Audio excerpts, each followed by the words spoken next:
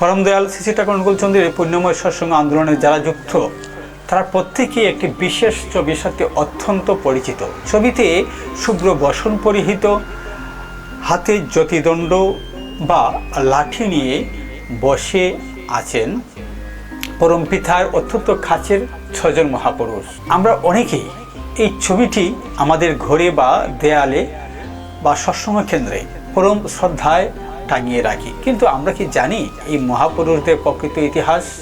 তারা কারা ছিলেন, কিভাবে তারা নিজেদের জীবনকে শ্রী শ্রী ঠাকুরের চরণে সমর্পণ করে জ্যোতিঋত্বিক উপাধিতে ভূষিত হয়েছিলেন?